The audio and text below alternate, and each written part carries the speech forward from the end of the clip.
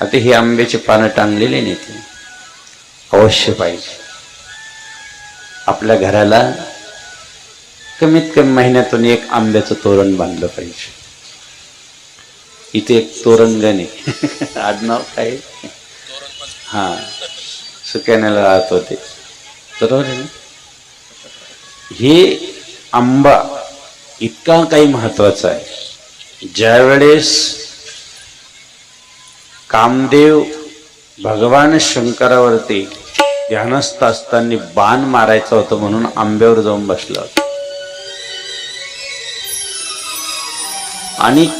भगवान शंकरानं तिसरं नेत्र उघडलं काम तर जळालं पण कामसंग आंबा बी जळून गेला म्हणून भगवान शंकराला सांगितलं की बाबा कामाला खूप दिलं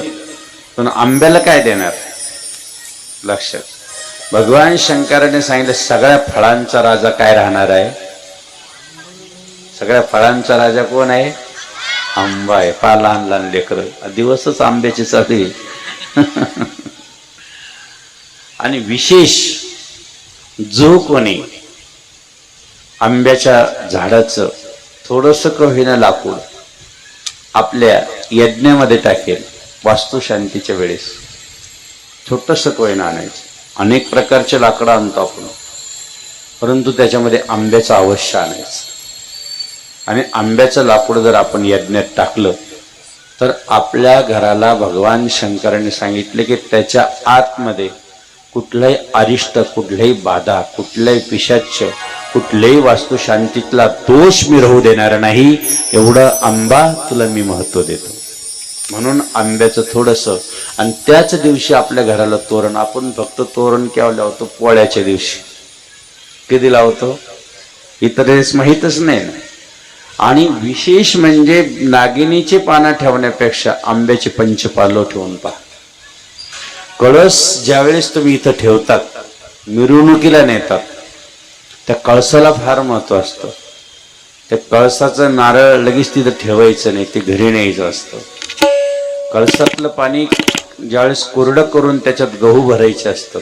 तो कलश लय जपायचा असतो ते आता वेळ नाही आम्हाला जास्त सांगता आलं नाही शिवमहापुराण कथेमधून परंतु हा हार जरी आपल्याला कोणी दिला तर तो लगेच टाकायचा नसतो तो घरी घेऊन जायचा असतो घरी घेऊन गेल्यावर तो वाळवायचा असतो सुकवायचा असतो त्याचे काही पाकळ्या पूर्ण घरात टाकायच्या असतो तो प्रसाद असतो समृद्धी देणारा लक्ष्मी देणारा आशीर्वाद देणारा तो म्हणून ज्यावेळेस आपण भगवान शंकराला पाणी टाकतो आणि थोडंसं पाणी आपण उरून आणतो तर आपण घरात सिंचन करतो बरोबर आहे थोडं थोडं सिंचन करतो घरामध्ये कुठल्याही प्रकारची हे राहू देऊ नका देवा सुख शांती समाधान नाहीतर आपण भीमसेन कापूर घेतो सगळ्या प्रत्येक रूममध्ये फिरवतो त्याचं कारणच ते म्हणून देवघरात थोडंसं का होईना भीमसेन कापूर ठेवावं कारण घरात दोष येऊ देत नाही आपण खूप फिरतो खूप खर्च करतो खूप वाईट वाईट बंधनं करतो खूप गंडतोडे करतो इकडं जायलाच नाही पाहिजे देवादिदेव महादेव आहे ना सगळ्याचं विश्व आद्यम विश्वबीजम निकलम भैरणम पंचमकल तिथं नसतं व्हा तुमचं सर्व अरिष्ट दुःख दूर करणारं महादेव आहे आणि तिथं नमस्कार करा इकडं तिकडं वेळ वाया घालवण्यापेक्षा इकडं तिकडं खर्च करण्यापेक्षा आणि विशेष म्हणजे खूप धूप धापाऱ्यापेक्षा आणि कुठेतरी नतमस्तक होण्यापेक्षा महादेवाला व्हा खरंय की नाही तिथं होऊन बघा अहो आतापर्यंत आमचे हे जे महात्मे लोक यांना गोळी माहित नाही कधी डोकं कसं दुखत ते माहित नाही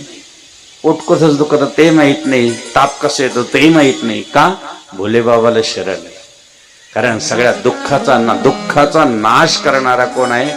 महादेव आहे दारिद्र्याचा नाश करणारा कोण आहे महादेव आहे आणि विशेष म्हणजे जो महादेवाची भक्ती करतो त्याच्या घरात दारिद्र्य कधीच प्रवेश करणार नाही असं लक्ष्मीने वरदान दिलेलं आहे हे पण लक्षात